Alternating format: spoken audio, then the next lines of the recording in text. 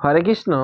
আজকে আমি আলোচনা করব দোল পূর্ণিমা কবে পালন করতে হবে, এই দোল পূর্ণিমা পালন করার নিয়ম কি রয়েছে, এই দোল পূর্ণিমাতে যে আমরা হোলি উৎসব অর্থাৎ রং খেলে থাকি, এই রং কি মানুষের চরণে দেওয়া যাবে, বাবা মায়ের চরণে দেওয়া যাবে কিনা, তারপরে এই হোলি উৎসবে কি উপবাস ব্রত করতে হয়। তো এই সমস্ত প্রশ্ন নিয়ে আজকে আমি আপনাদের সামনে আলোচনা করব। তো অবশ্যই আপনারা শেষ পর্যন্ত আলোচনাটি শুনুন। অবশ্যই আপনারা বুঝতে পারবেন হোলি উৎসব কিভাবে পালন করতে হয়। এই হোলি উৎসবে যে রং খেলা হয়, রংগুলো কি কারো চরণে দেওয়া যাবে বা কারো পায়ে দেওয়া যাবে কিনা, বাবা মায়ের পায়ে দেওয়া যাবে কিনা। তারপরে বলা রয়েছে এই হোলি উৎসবে বা এই দোল পূর্ণিমায় কি আমাদের উপবাস ব্রত করতে হবে কিনা। আমি সম্পূর্ণ বিস্তারিত আপনাদেরকে জানাচ্ছি। প্রথমত আমি বলছি, আমাদের এই হোলি উৎসব পালন করতে হবে 29শে ফাল্গুন 14ই মার্চ শুক্রবারের দিন। সেদিন আমাদের হোলি উৎসব পালন করতে হবে। হরে কৃষ্ণ।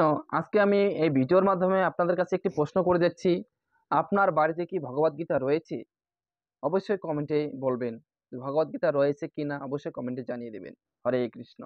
তারপরের প্রশ্ন হচ্ছে যে এই হোলি উৎসবে আমরা কি রং ভগবানের চরণে নিবেদন করার পরে আমরা বাবা মায়ের চরণে দিতে পারবো কিনা, বা আত্মীয় স্বজনদের বা বন্ধু বান্ধব যারা বয়সে বড় রয়েছে তাদের চরণে দিতে পারবো কিনা। তার উত্তরে ভগবান শ্রীকৃষ্ণকে দেখুন, একটা উদাহরণ দিচ্ছি আপনাকে। আপনি যে প্রসাদ ভগবানকে নিবেদন করবেন, সেই প্রসাদ যদি আপনি গ্রহণ না করে আপনি আপনার বাবা মায়ের বা আপনার আত্মীয় স্বজন বা আপনার বন্ধু বান্ধবের চরণে নিবেদন করে দেন, সেটা কি উচিত হবে? কখনোই নয়, উচিত হবে না। তাই ভগবানকে নিবেদিত প্রসাদ আপনারা কখনোই মনুষ্য জাতির মধ্যে যে কোনো লোক হোক না কেন, আপনার বাবা হোক, মা হোক, বা আপনার আত্মীয় স্বজন আপনার বয়সে বড় হোক না কেন, আপনি কারো চরণে দিতে পারবেন না। তাই আপনি যে রংটি ভগবান শ্রীকৃষ্ণের চরণে নিবেদন করছেন, সেই রংটি আপনি শুধুমাত্র আপনার বাবা মায়ের, আপনার আত্মীয় স্বজন, বন্ধু বান্ধব সকলকে দিতে পারবেন। কোথায়? আপনি মস্তকে দিতে পারবেন, লালাটে দিতে পারবেন, গালে দিতে পারবেন, মুখে দিতে পারবেন, এই সমস্ত জায়গায় দিতে পারবেন, আপনি চরণে দিতে পারেন না। ভগবানকে নিবেদিত রং, হোলিতে যে রং ব্যবহার করবেন, সেই রং আপনারা ভগবানকে নিবেদন করার পরে আপনি মনুষ্য জাতির মধ্যে আপনার বাবা হোক, ঠাকুরদা হোক, মা হোক বা ঠাকুমা হোক, যে কোনো ব্যক্তি হোক না কেন, আপনারা তাদের চরণে দিতে পারেন না। আপনি শুধু তাদের দিতে পারেন মস্তকে, লালাটে, গালে অথবা মুখে আপনারা দিতে পারেন। তাছাড়া আদার্স অন্য কোনো জায়গায় আপনারা দিতে পারবেন না। ঠিক আছে। এরপরে হচ্ছে যে দোল পূর্ণিমাতে আমাদেরকে উপবাস করতে হবে। যদি উপবাস করতে হয় তাহলে কবে, কিভাবে করতে হবে? তো দেখুন, দোল পূর্ণিমাতে শ্রী চৈতন্য মহাপ্রভুর আবির্ভাব তিথি।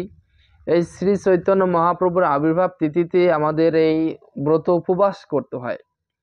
একাদশীতে যেভাবে আমরা উপবাস ব্রত করে থাকি, ঠিক সেভাবে আমাদেরকে এই দোল উৎসবে, এই দোল পূর্ণিমাতে উপবাস ব্রত করতে হয়। সেটা কিভাবে করবেন? 29শে ফাল্গুন শুক্রবারের দিন উপবাস ব্রত করবেন। শুক্রবারের দিন যখন চন্দ্র উদয় হবে, তখনই আপনারা ফল আহার গ্রহণ করতে পারেন, অথবা আপনি ফলমূল আহার গ্রহণ করে ভগবানকে নিবেদন করার পরে আপনি সেই ফল আহার গ্রহণ করবেন।